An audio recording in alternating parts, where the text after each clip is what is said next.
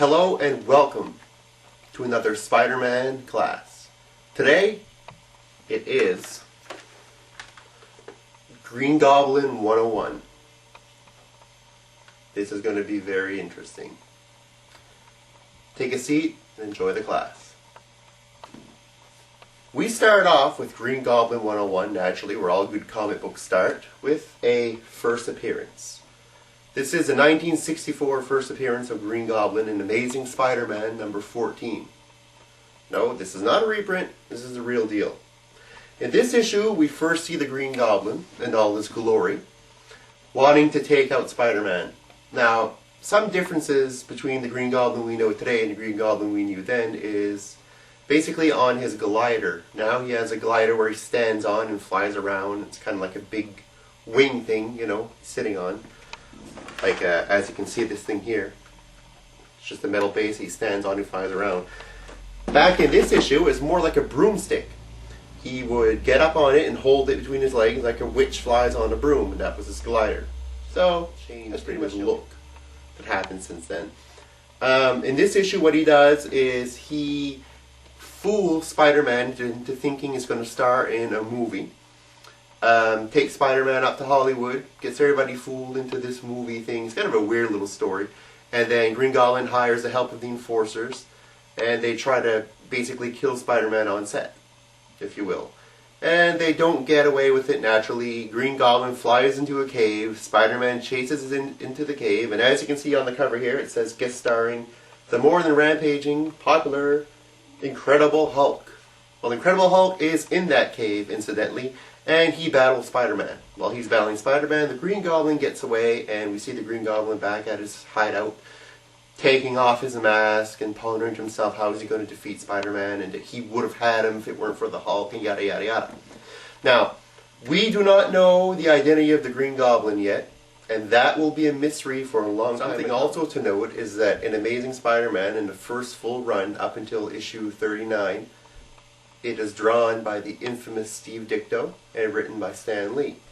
Now, the Green Goblin had one huge impact at Marvel Comics, and it was that the identity of the Green Goblin, there was an argument about it between Ditko and Lee.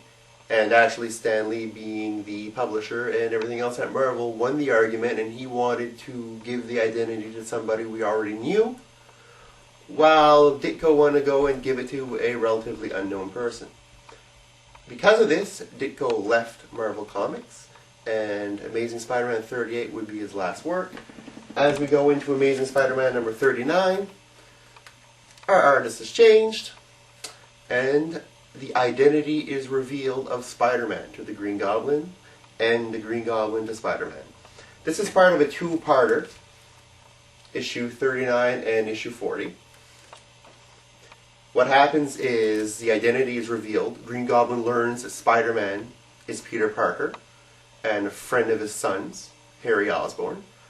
And Spider-Man learns that the Green Goblin is Norman Osborn, which is the father of one of his best friends. So, very interesting storyline here.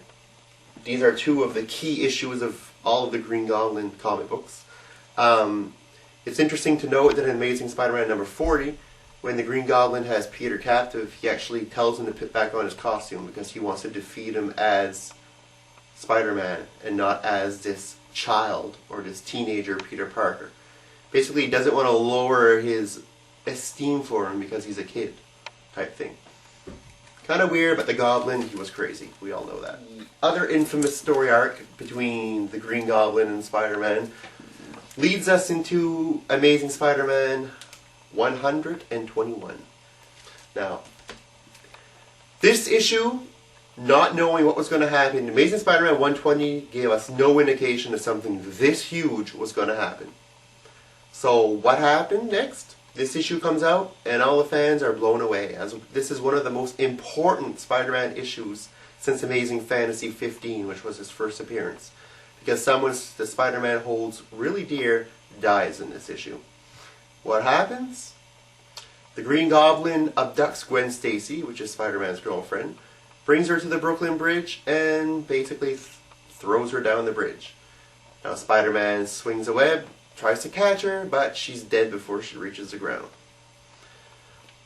Monumental, as Peter Parker witnesses his beloved Gwen Stacy die, and he's holding her in his arms and screaming at the Green Goblin that he'll kill him for this.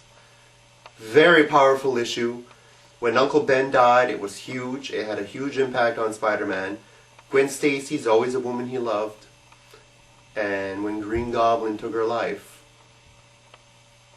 rest assured, this changed Spidey's way of thinking for a long time to come. Which brings us down to Amazing 120. In Amazing 122, as if we thought it couldn't get any crazier, that Gwen Stacy was dead. In this issue, the Green Goblin dies. And how he dies is during the battle with Spider-Man, right after Gwen Stacy's death.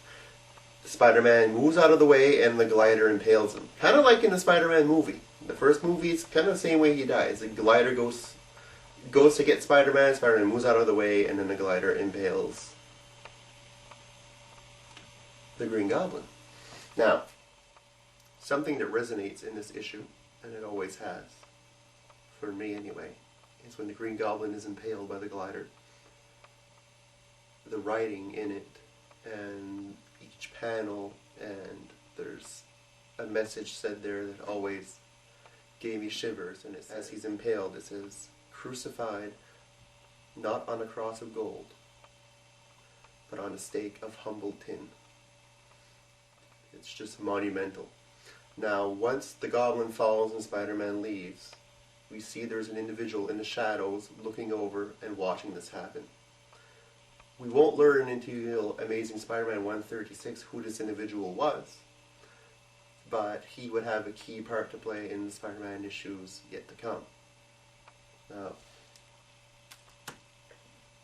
since we're moving into Spider-Man 3 the movie, everybody and their dog probably knows who the individual was that was watching this happen, and it was none other than Harry Osborn, Norman Osborn's son and Spider-Man's, Peter Parker's, best friend. So in Amazing 136, it's only fitting that after learning the identity of Spider-Man, the Spider-Man is in fact Peter Parker by finding one of his suits in his drawer, because Peter and Harry are actually roommates. Peter dons on the Green Goblin suit, gets those advanced chemicals inside of him to give him that super strength and whatnot, just like his dad, and goes on a rampage to try to kill Spider-Man. Basically blaming Peter and Spider-Man for the death of his father. Kind of like is what is being played out in the movies now.